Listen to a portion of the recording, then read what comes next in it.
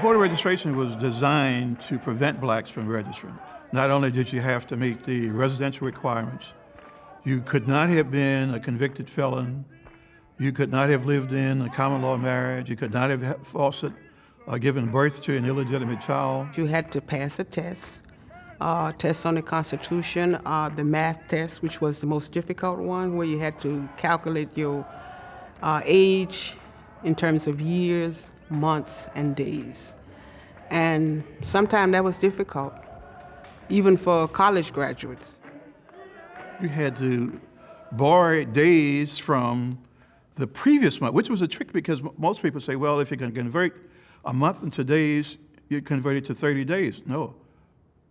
You had to borrow the previous month.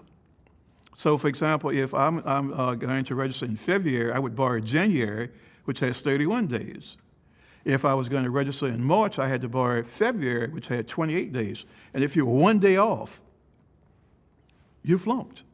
And sometimes we found it impossible for people to go and register and get that all straight. So as community organizers, that's what I said it was. We would become babysitters.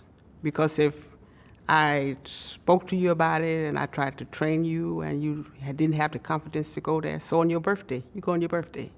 So if they had something else going on during that day, we said, okay, you go. And they had kids, we said, we'll stay here and you go. So you can't get that wrong, right? I'm 41, no days, no months.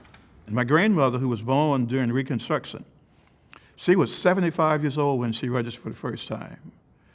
So, I mean, she was ahead of a lot of people, but there were a lot of older people who wanted to register, who were not literate. And of course, if you were not literate, it was very difficult for you to register. Now, there were a lot of illiterate whites because one of the reasons why we have numbers on the ballots because there were a lot of illiterate whites who couldn't read, but at least they could read numbers. But it was very, very difficult and it was very frustrating because there were people who wanted to register, but we would take them down and we encouraged them, and sometimes they flunked twice, but they keep going. Once I got involved in voter registration, I wanted to involve other people. So I basically used my family. You know, I taught them how to register to vote, and they went and registered to vote, and then they started teaching people how to register to vote.